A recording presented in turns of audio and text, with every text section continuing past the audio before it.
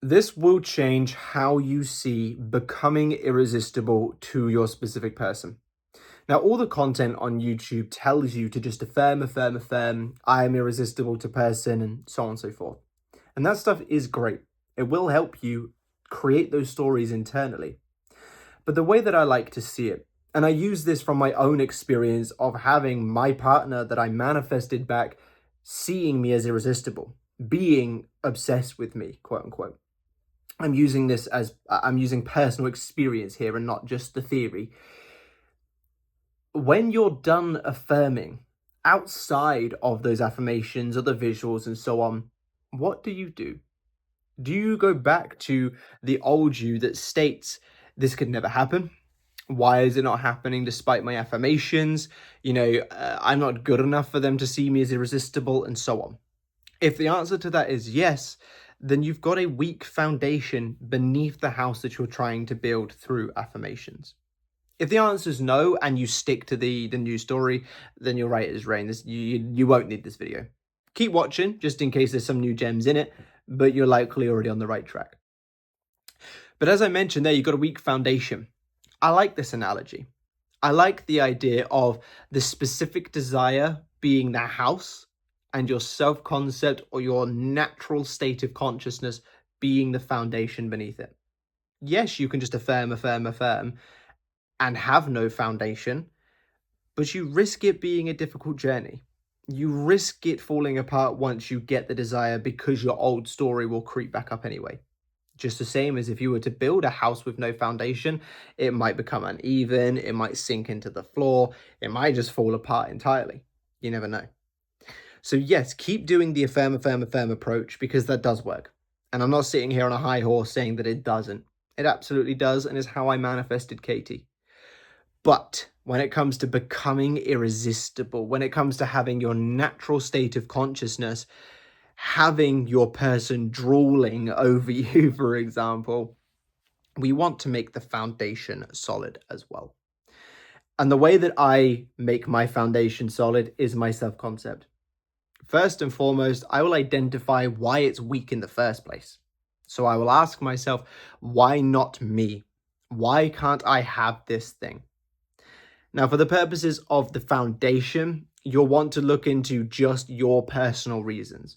I don't feel attractive enough, or everyone that I've ever been with has always left, or, I always had to work hard for dad's approval, that kind of stuff. Stuff related to you. The inverse could be my person says once they leave exes, they never get back. That's related to your person, so put that down on a different page.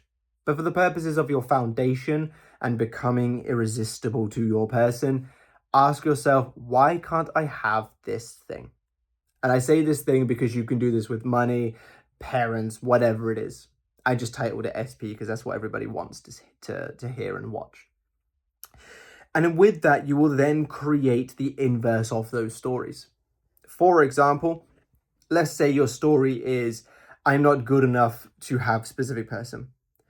You will then take that and create a new affirm, affirm, affirm, or visualize script, whatever you would like to use, of the inverse of that story, making it, I am more than good enough to have a loving relationship. I am more than good enough as I am. Or tailoring it to your specific person, I am more than good enough to have a relationship with Derek or Janet, for example.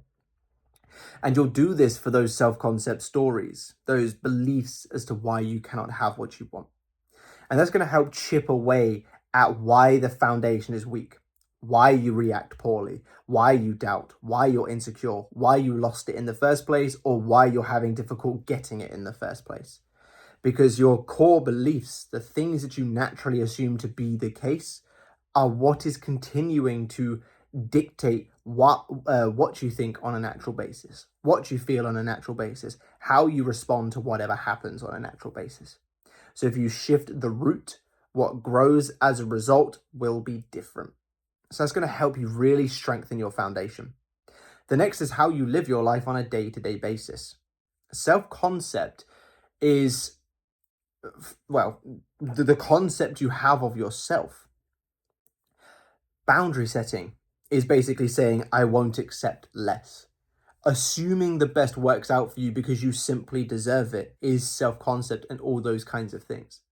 So what I urge you to do after you've done the core belief kind of side of things is, as you go through your day, if I was the best version of me, if I was the person that got everything, if I was good enough for what I wanted, how would I think, feel, and act?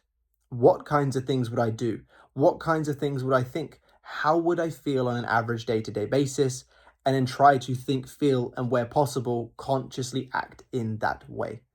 And that's going to help align you to the best version of you. And if you're the best version of you, you get the best version for you, which is your person obsessed with you, being irresistible to them, jobs, people, whatever it is you could possibly want. A little example for me, one of the key things that helped Katie become irresistible, see me as irresistible, become obsessed with me, is I worked on the foundation of who I am. My view, on top of the core belief stuff that I did, and on top of the affirm approach that I did, I looked at myself and thought, if I want an optimal life, I have to start being an optimal person. Being an optimal person isn't letting people walk all over you. Being an optimal person isn't having dysregulated hormones or a dysregulated nervous system or eating junk because my body needs whole foods, my body needs the good stuff. And I know I'm saying that and you're probably thinking, what's that got to do with manifestation and getting my person being obsessed with me? It's got everything. Because when you start treating yourself like a temple, both physically, mentally, and emotionally, when you start treating yourself like a temple, you're opening the floodgates for other people to treat you like a temple as well. If you can't even value yourself enough to eat good food or to, exercise to keep your cardiovascular health up or keep your nervous system regulated by, say, doing 10 minutes of meditation a day, for example, if you can't even set that time and set those habits for you, how could you ever expect anybody else to set time and effort to treat you like it?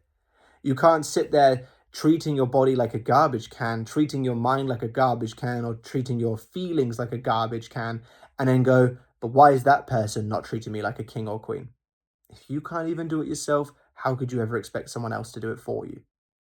So what I urge you to do, and I know you're probably saying anything in hormone regulation and, exercise for cardiovascular health. How is that going to make them obsessed with me? Try it. Start optimizing yourself, your mind, your body, and your internal state. Optimize that through new thoughts, through new habits, through new thoughts, through new nervous system regulation, and so on. And watch the people around you. More specifically, your specific person, if you're doing the affirm approach, watch how they treat you. It's a night and day difference. Your energetic state, the person you become when you start looking after yourself, just emits something so powerful that other people are drawn to you. Other people that you wouldn't expect to be drawn to you are drawn to you. I'll give you a little example, and this is a little bit of a personal one, so I'm not going to give too much in depth, but something happened in my personal life the other day. Nothing that I couldn't handle, of course. I've got my mind locked down, but I'm human enough to say that I had something happen that wasn't ideal. I had Katie's friends knocking on my door to ask me if I was okay, checking up on me. These are people that I've seen in passing a few times and had maybe 6 conversations in the 2 years that I've known them in total. We're not really on like a, best friend to best friend basis, but they knew that something had happened and they went out of their way to come and check up on me, for example. And that's just one example, that's just a small one. It's just to show that even tertiary people to your life will make the effort for you when you start making the effort for you. Because if you're feeding your subconscious mind, I'm the best thing since sliced bread, you get treatment as though you are the best thing since sliced bread. But you have to start treating yourself like that. You have to start affirm approach so that your specific person picks up on the signal. Person is obsessed with me. I'm irresistible to person. In this relationship, person does everything for me. Yada, yada, yada. The stuff you see online. And then outside of that, you want to work on your core beliefs so that the roots that are embedded deep within yourself are adjusted so they can grow new leaves, new branches, new things in their place that favor you. And then outside of that, you want to start treating yourself right. Eat good food, get good sleep, exercise for your health, start dopamine detoxing, start nervous system regulating, start treating yourself, your body, your mind, your soul, your heart, your everything like a temple, and watch people change. And if you're scoffing at those suggestions of eating good food, getting good sleep and stuff, those are the places that you need to start, my friend. Because while they may not be the pretty advice of just affirm, affirm, affirm, affirm, that stuff that I made changes to is what really made a difference for me. Because when I did do just the affirm, affirm, affirm, I got Katie back. Yeah, I got a stable relationship, but it was nowhere near the kind of treatment that I get now. Now that I've made the changes, now that I'm willing to only accept the best, setting boundaries where necessary, and so on.